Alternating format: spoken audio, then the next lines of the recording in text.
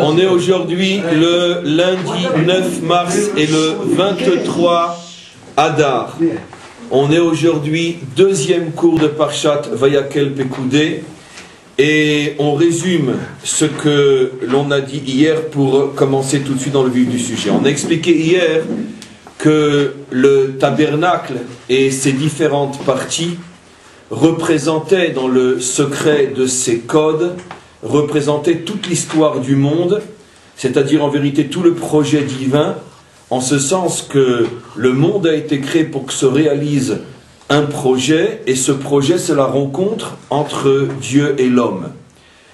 Dès le départ, l'homme a été créé, comme on l'a expliqué d'ailleurs dans les parachiotes de Bereshit, au tout début de cette série de cours. L'homme a été créé selon le principe de l'éloignement. L'homme s'éloigne, il ne cesse de s'éloigner, mais le projet est le retour, c'est-à-dire donc la rencontre finale à la fin de cette première partie d'histoire qu'on appelle nous la délivrance. Je dis première partie d'histoire parce qu'après il y aura de nouvelles dimensions qui vont se dévoiler, ça ne s'arrête pas là, mais nous vivons pour l'instant la première partie, la première séquence de l'histoire qui s'arrête au moment de cette rencontre entre ces deux entités qui ne cessaient de s'éloigner, Dieu de l'homme et l'homme de Dieu, et voilà qu'elles finissent par se rencontrer.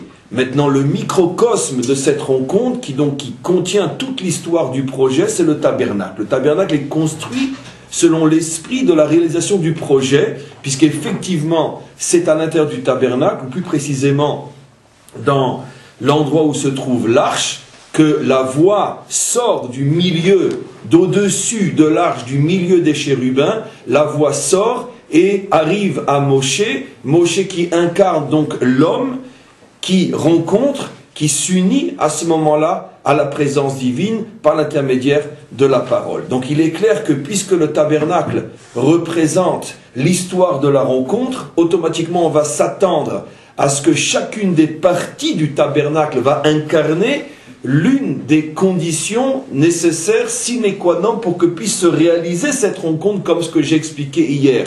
Pour l'instant, je ne fais qu'un résumé, peut-être que tout le cours ne sera que le résumé, tellement ces notions sont extrêmement importantes, denses, et on ne les répétera jamais suffisamment assez. Et donc on a expliqué que fondamentalement, le Mishkan contient 10 dimensions, qui sont d'abord les deux acteurs, ceux pour lesquels le Mishkan existe, Dieu et l'homme, Dieu qui représente le premier des attributs divins qui est le Keter, qui est la couronne, qui est tout en haut, l'homme qui est tout en bas, qui est la dimension la plus éloignée, qui représente ce qu'on appelle la Malchut, le pouvoir, parce que l'homme a le pouvoir de se rapprocher de Dieu ou le pouvoir de continuer à s'éloigner de lui.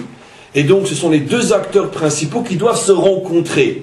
Et pour se rencontrer, il y a 8 autres dimensions qui sont représentées par les 8 parties du Mishkan, qui sont encore une fois la tente intérieure, le premier pourtour. C'est un pourtour, mais il est intérieur parce qu'il y a un pourtour plus extérieur qui est, comme on le sait, le Khatser, la cour. Donc il y a 2 pourtours, un pourtour extérieur et un pourtour intérieur. À l'intérieur de ces 2 pourtours, il y a 6 ustensiles, 4 dans le pourtour intérieur qui est la maison elle-même, et 2 dans le pourtour extérieur qui est le Khatser, qui est la cour. Les 4 ustensiles qui sont dans la maison, qu'on a parcours, pourtour intérieur, sont donc l'arche, après la table, la menorah, le chandelier et l'autel en or sur lequel on faisait l'encens, et plutôt les parfums, et la ktoret, et les 2 ustensiles extérieurs qui sont entourés, eux, par la cour, sont le kior dans lequel on fait l'ablution des mains et des pieds, donc on se prépare au service divin tous les matins lorsque les Kohanim arrivent, et enfin, l'un des ustensiles peut-être les plus essentiels du tabernacle, qui est, comme on le sait, l'autel extérieur sur lequel on faisait ce qu'on appelle en très mauvais français les sacrifices. Donc 4 à l'intérieur et 2 à l'extérieur. Alors qu'est-ce que ça représente, puisque c'est effectivement ces 8 parties qui représentent 8 étapes qui vont permettre donc la rencontre entre les 2 extrêmes qui sont Dieu et l'homme. Alors qu'est-ce que représentent ces 8 étapes? On avait commencé à expliquer que les 8 parties du Mishkan font allusion fondamentalement à 2 types de forces, ce que j'ai appelé les forces cérébrales les forces du cerveau qui sont au nombre de 2, représentées par le pourtour extérieur et le pourtour intérieur, et 6 autres forces qui sont ce qu'on appelle les forces du cœur, qu'on appelle les midot.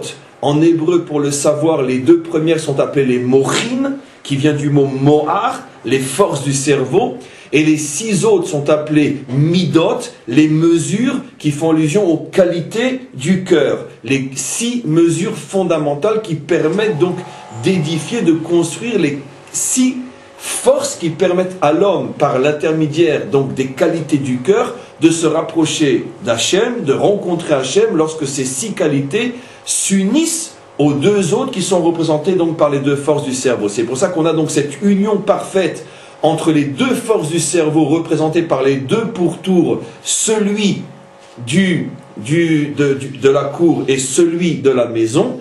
À l'intérieur de ces 2 pourtours se trouvent répartis en 2 catégories, et on verra pourquoi, 6 forces, 4 à l'intérieur du premier pourtour et 2 à l'intérieur du deuxième pourtour. Je rajoute juste parce que j'ai oublié que le cours est pour l'élévation de l'âme et la mémoire de Maurice Moshe Zubiri Ben Sarah, qui est Nishmato Eden. En tous les cas, on reprend le cours et on va continuer donc un petit peu à résumer avant de commencer la partie nouvelle. On avait expliqué donc que les 2 pourtours font allusion aux 2 forces du cerveau qui sont le pourtour extérieur, le niveau du cerveau le plus élevé qu'on appelle la chorma, et le pourtour intérieur qui fait allusion à un niveau moins élevé qu'on appelle la bina.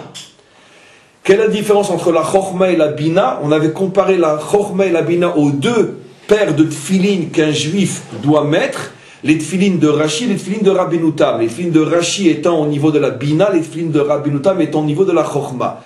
Qu'est-ce que ça représente concrètement dans l'homme?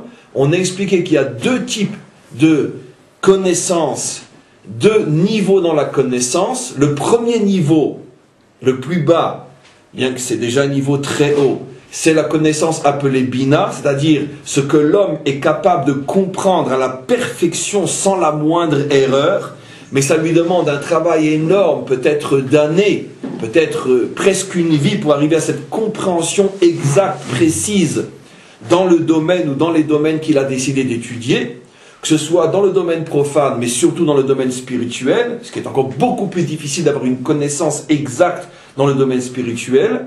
Donc, quand l'homme arrive à une connaissance exacte, il a atteint la bina. Maintenant, tout le monde comprend que la bina est infinie, parce que la connaissance, elle est infinie. Même la connaissance exacte, telle que l'homme peut l'appréhender, est infinie. Ce soit déjà dans n'importe quelle science profane, à plus forte raison dans les sciences spirituelles, c'est donc infini. Des milliards de vies ne suffiront pas, même pour arriver au bout de la bina.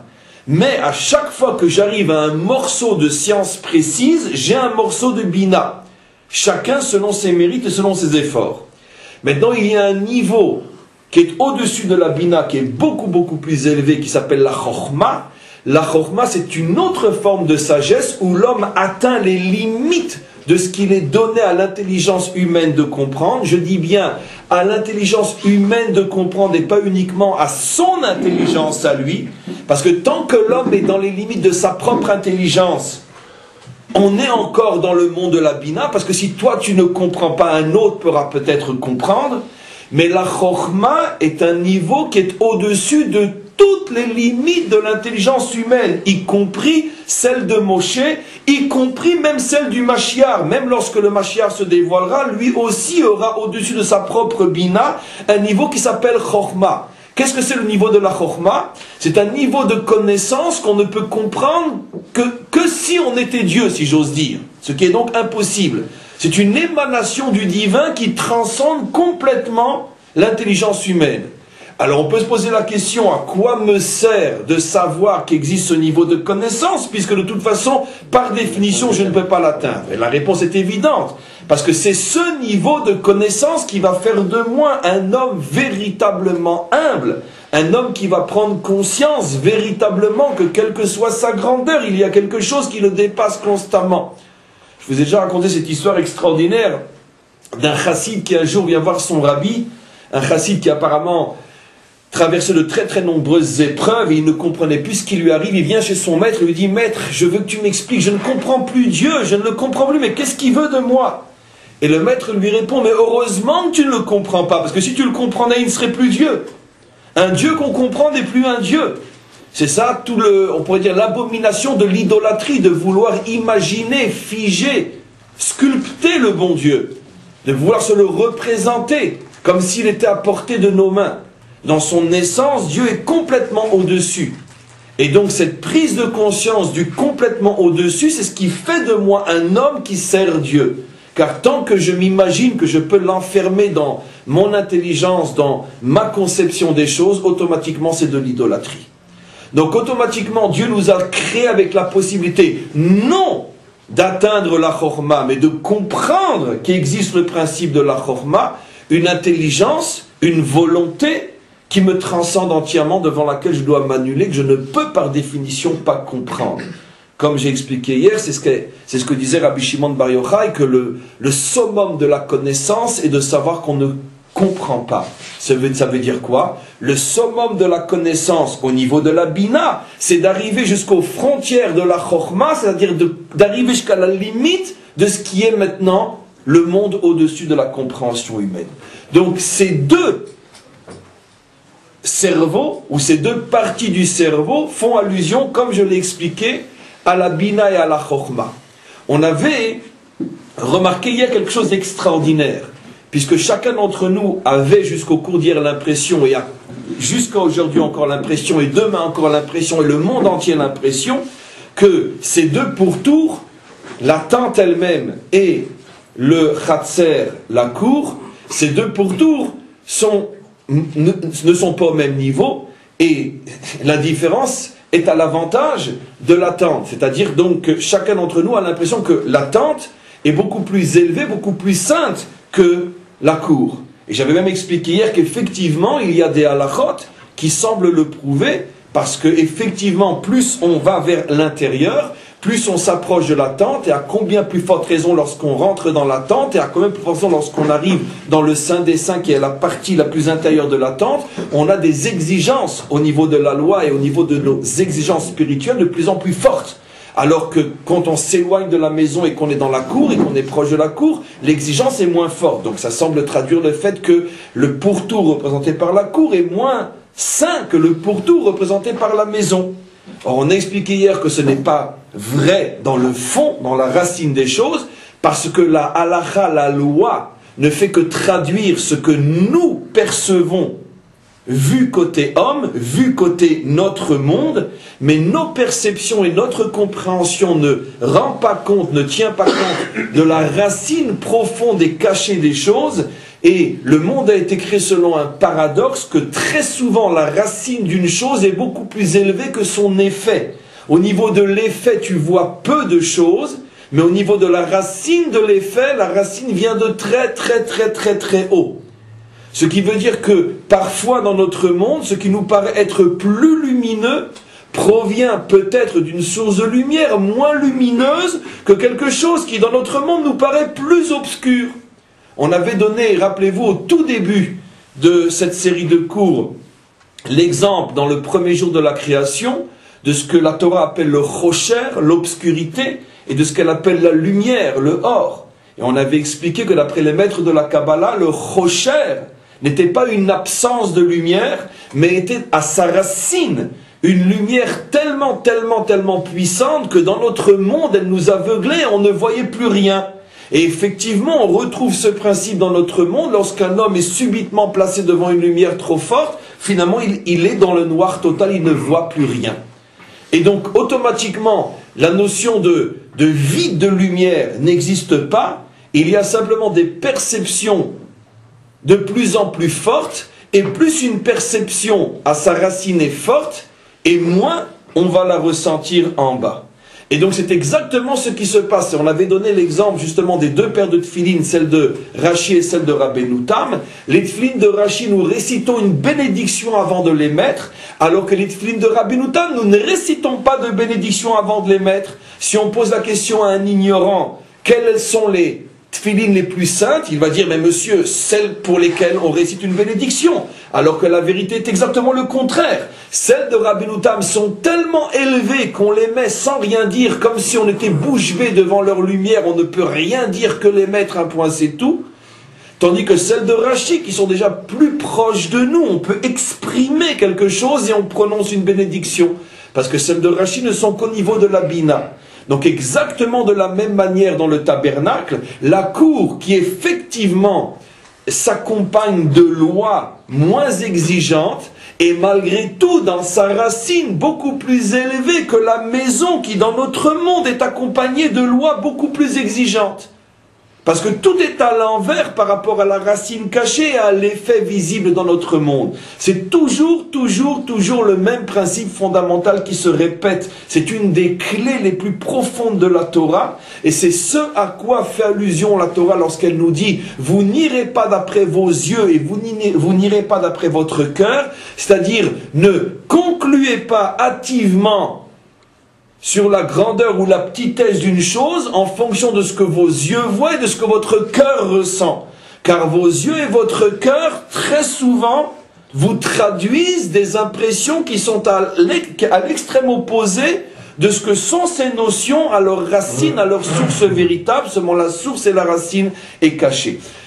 Vous comprendrez, plus aujourd'hui déjà, mais sans doute dans les cours qui suivront, pourquoi j'insiste tellement sur cette notion, parce que quand on va commencer à expliquer à quoi correspond le service qu'on faisait dans la cour, vous comprendrez pourquoi j'insiste entre aujourd'hui et hier pour dire que la cour a plus de sainteté que la maison, même si au niveau de la loi, les choses ne sont pas traduites de la même manière que je l'exprime, parce que j'exprime encore une fois les choses après le secret caché de l'existence. On revient maintenant aux 4 kélim, aux 4 ustensiles, à quoi font-ils allusion? Aux 6 ustensiles, pardon. Alors les 6 ustensiles, après qu'on ait parlé des 2 pourtours qui sont la chorma et la bina, la cour et la maison, les 6 ustensiles, on les connaît.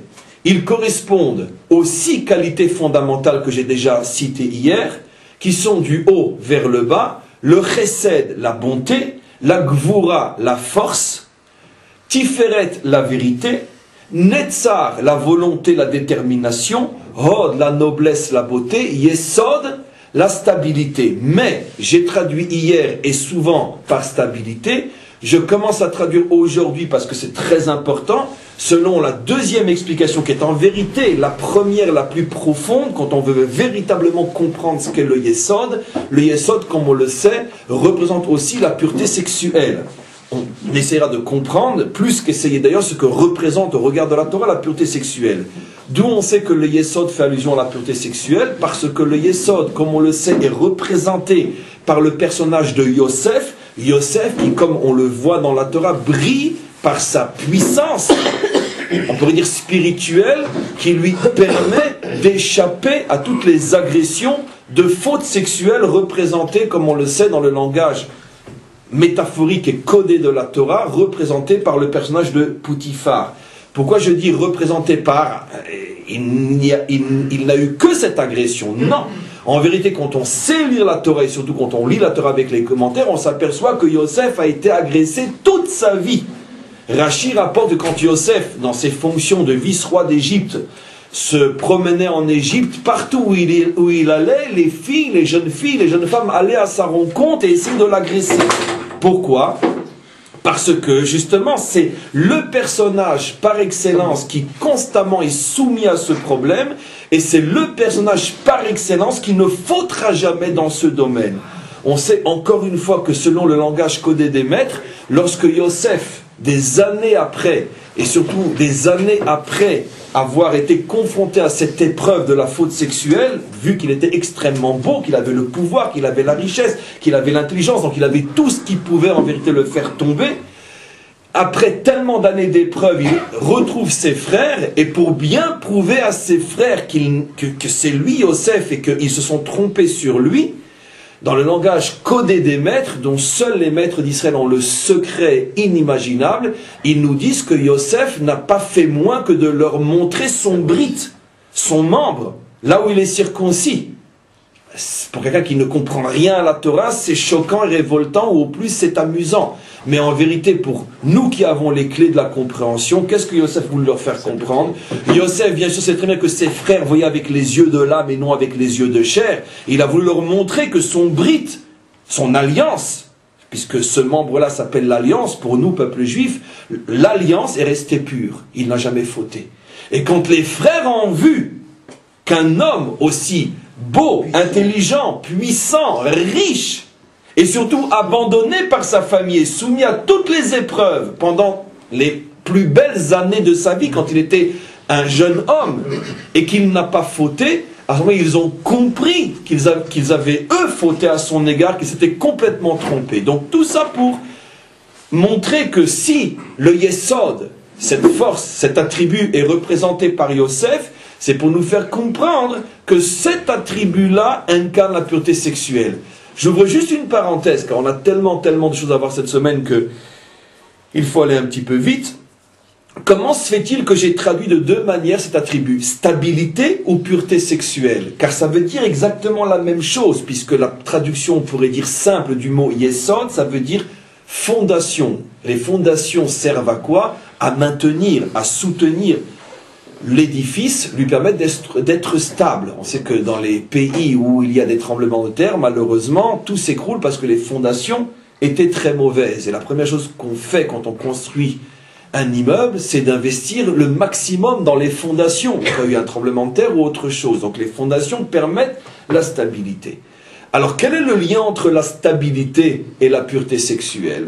Le lien est fondamental et d'une profondeur absolument incroyable. Nos maîtres veulent nous faire comprendre que tous les détraquages, tous les problèmes psychologiques, tous les problèmes de l'homme découlent de ce problème fondamental. Vous me direz, oui, mais il y en a un autre qui l'a dit. Non, je dirais non, il y en a des millions d'autres qui l'ont dit avant lui.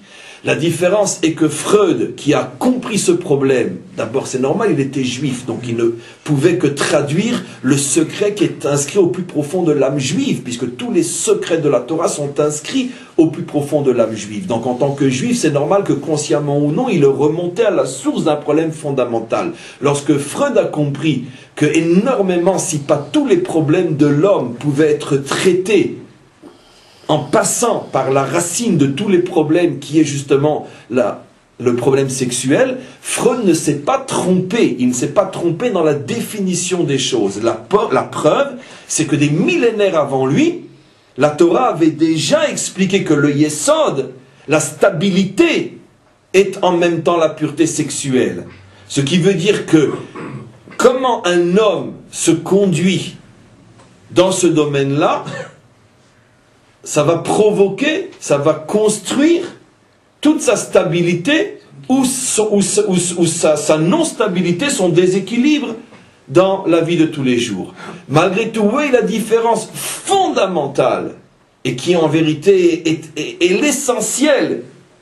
La différence fondamentale entre ce que la Torah dit et ce que Freud dit, ou dit d'une autre manière, qu'est-ce qui fait que la Torah dit la vérité et Freud dit on pourrait dire, a émis un mensonge énorme qui est responsable pratiquement de toutes les catastrophes psychologiques dans lesquelles se trouve notre génération? C'est parce que Freud a retrouvé le fond du problème, mais il n'a pas admis, ou il n'a pas voulu, ou accepté qu'il y avait des moyens réels, concrets, de réparer, de surmonter, jusqu'à sublimer et sanctifier ce problème. Il n'a fait que constater le problème, le rendre responsable de tous les problèmes de l'homme, et en vérité, d'une certaine manière, il a commis un crime philosophique en disculpant l'homme. Dans la mesure où il a dit, voilà, ça c'est le problème, et en mettant le doigt sur le problème, d'une certaine manière, il a disculpé l'homme en le rendant innocent, en le rendant irresponsable, puisque qu'est-ce que je peux faire? Je suis né avec. Et en plus, si ça remonte à mon père, à ma mère, qu'est-ce que tu veux de moi? Donc, qu'est-ce qu'il a fait? Il a découvert quelque chose qui est vrai, ou il a redécouvert, puisque nous les Juifs, on le savait déjà des millénaires avant lui, il a redécouvert quelque chose de vrai, mais finalement cette découverte, il l'a utilisée, non pour construire le monde, mais pour le détruire.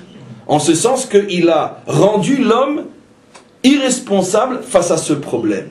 Vient la Torah et la Torah dit exactement la même chose que lui, avec la différence fondamentale, c'est qu'elle apporte toutes les solutions pour s'en sortir. Au point que, comme on le verra bientôt entre aujourd'hui et demain, c'est que le problème sexuel est sublimé dans la Torah au point de devenir l'arche dans laquelle se trouve la Torah, comme je vous le prouverai, puisque l'arche représente la pureté sexuelle, et c'est précisément du dessus de l'arche, du milieu des chérubins qui représente le couple parfait, que sortait la parole divine, que se rencontraient l'homme et Dieu.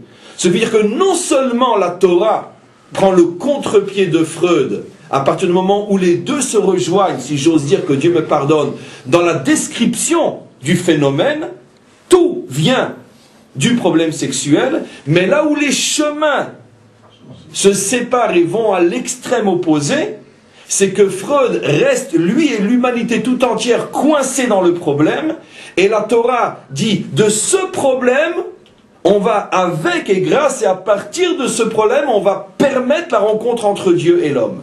Ça veut dire que c'est à cet endroit précis que Dieu et l'homme vont se rencontrer. Ce qui veut dire que l'endroit qui pouvait être la cause première, la plus importante de tous les éloignements, va être l'endroit que Dieu désigne comme étant celui de la rencontre fondamentale entre lui et son monde. C'est pour ça que cet endroit est circoncis chez l'homme, c'est pour ça que cet endroit porte le sceau du divin, parce que c'est justement cet endroit qui, comme on va le voir dans le tabernacle, est représenté par l'arche. Donc, on a nos 6 qualités.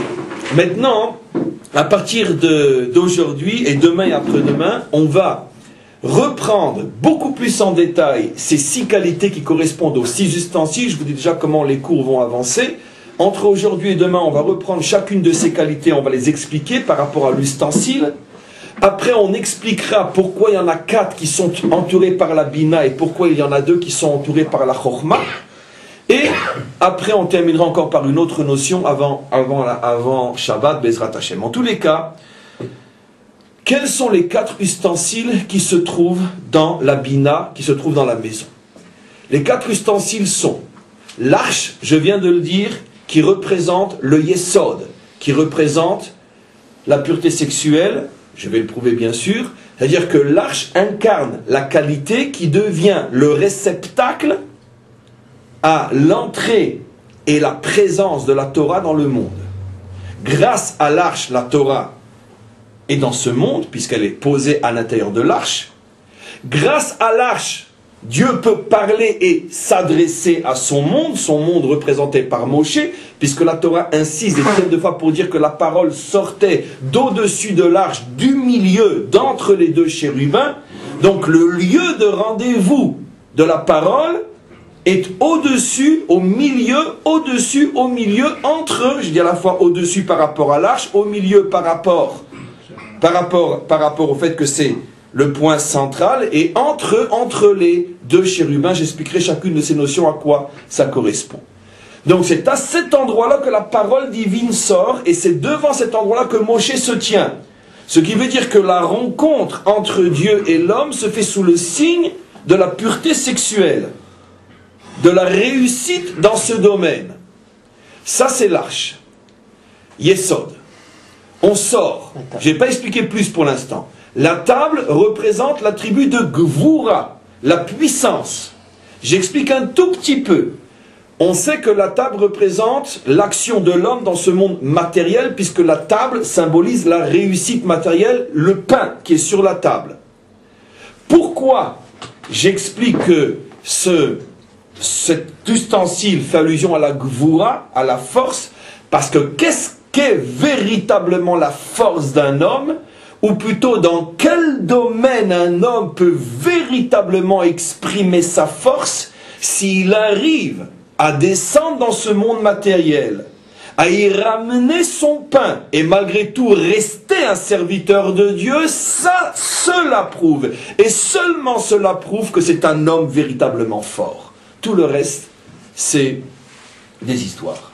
La seule véritable force d'un homme se trouve dans ce domaine-là. Est-ce que tu es capable de descendre dans ce monde, ramener du pain et rester un homme, et plus encore, de d'être un serviteur de Dieu au point que ton pain peut être présenté devant lui, c'est-à-dire que tu n'as pas honte de l'argent que tu gagnes, tu peux prouver que du début jusqu'à la fin, il a été gagné honnêtement et proprement, et que tu peux présenter ton argent devant Dieu parce qu'avec cet argent, tu fais du bien. Si tu y arrives, tu es un homme fort, sinon tu es une fillette.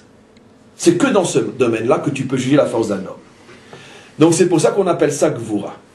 En face, la Ménorah. La Ménorah, le chandelier, incarne le chesed, la bonté. Parce que la véritable bonté est lumière. S'il y a de la lumière, il y a de la bonté. S'il y a de la bonté, il y a de la lumière.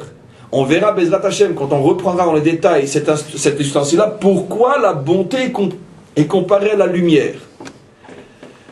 Et après, toujours dans le monde de la Bina, on a le Misbéar en or, l'autel sur lequel on faisait l'actorette, on faisait l'encens. Pourquoi j'ai expliqué que l'actorette fait allusion à Tiferet, puisqu'encore une fois, les 4 midot qui se trouvent dans la Bina sont Yesod, Gvura, Chesed et Tiferet. À l'extérieur, on a Netzar et Od, mais ça sera pour un prochain cours. Pourquoi j'ai expliqué que l'autel en or sur lequel on fait l'encens s'appelle Tiferet? Parce que là encore, on a une définition extraordinaire de la vérité. Tout le monde parle de la vérité, tout le monde cherche la vérité, tout le monde chante la vérité.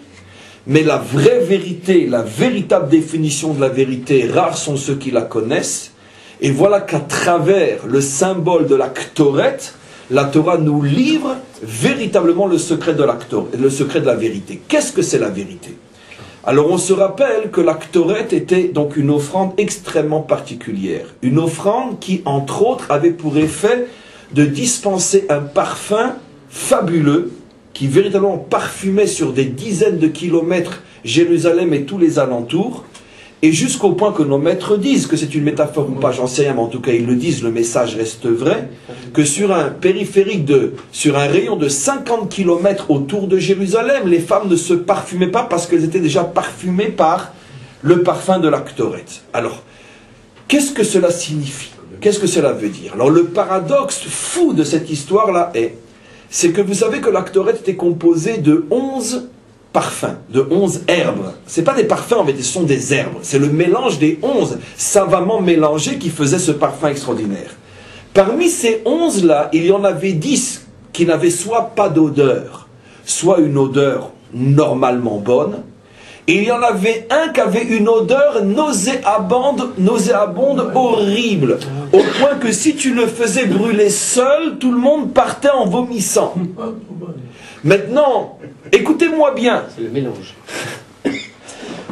La force inimaginable de ce parfum qui permettait aux femmes de ne pas se parfumer sur un rayon de 50 km provenait de ce mélange savamment fait.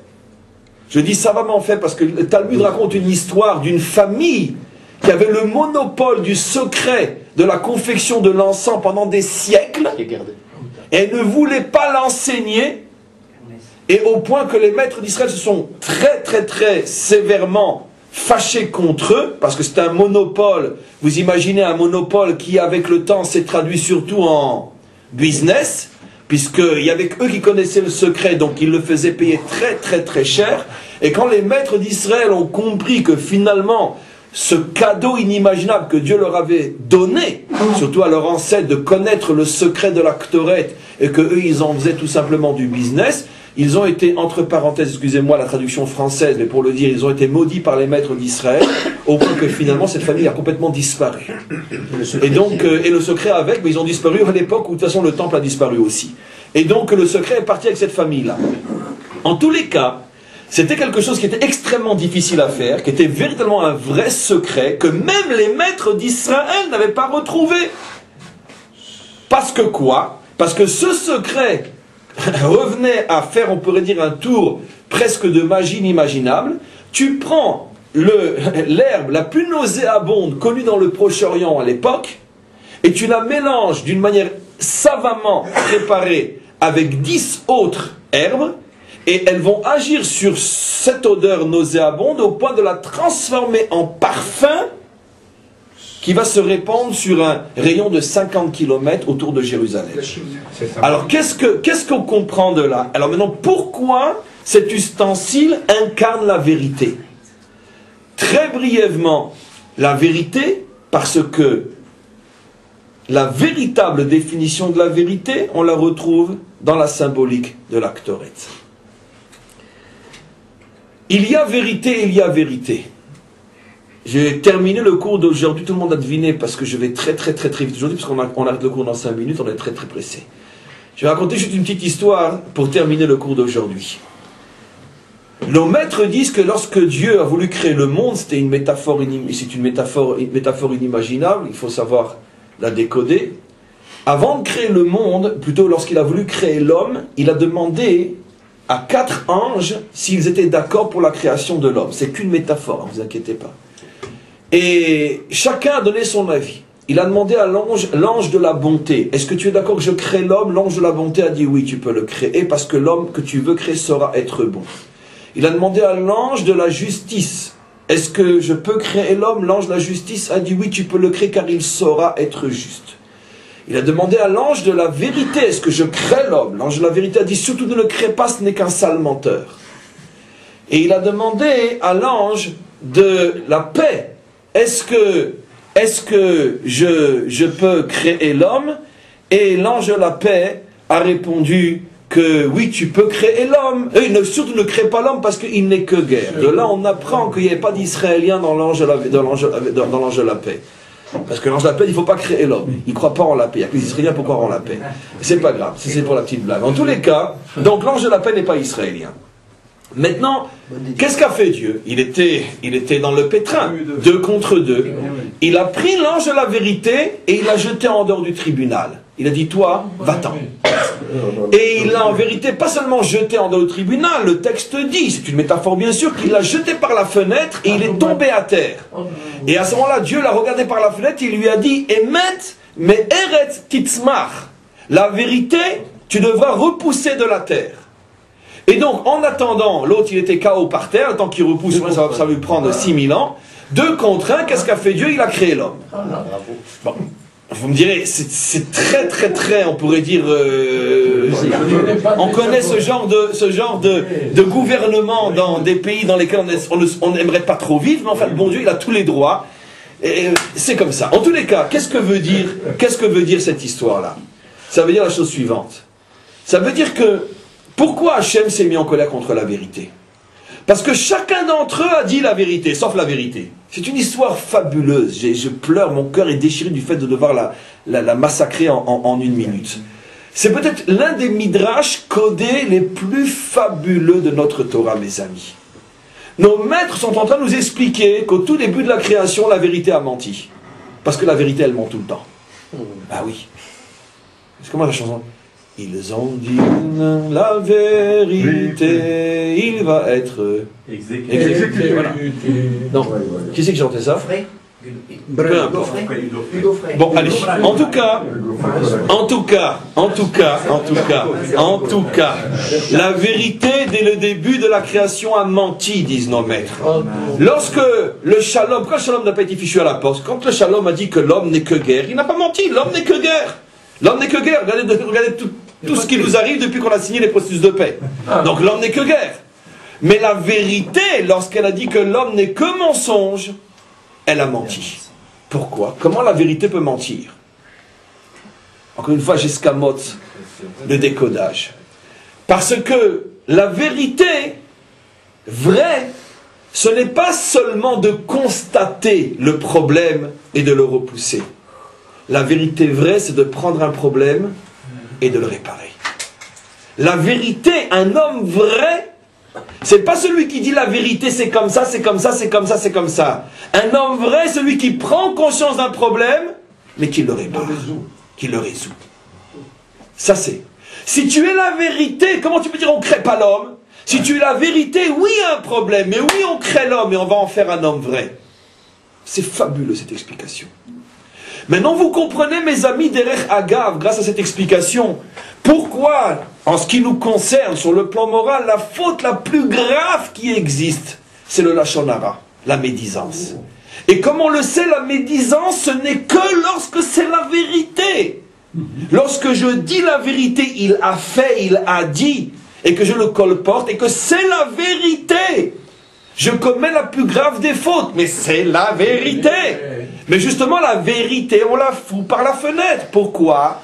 Parce que c'est ce que Dieu a montré.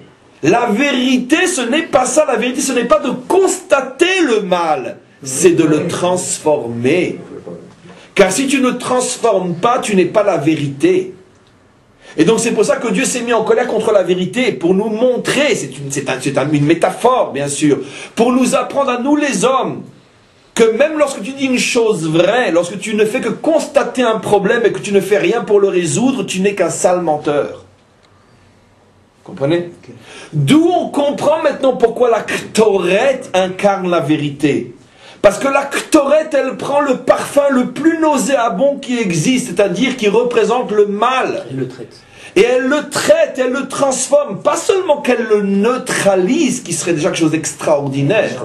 Elle le transforme au point que maintenant c'est lui qui devient le chef de tous les parfums qui sont dans la Ktoret. Ça c'est la vérité. Rien que pour cette explication, si on est né juif et si on fait partie de ce peuple qui a reçu la Torah, d'ailleurs-nous, merci mon Dieu. Rien que si on fait partie de ce peuple qui a de telles clés, ça suffit déjà. De comprendre ce que c'est la vérité.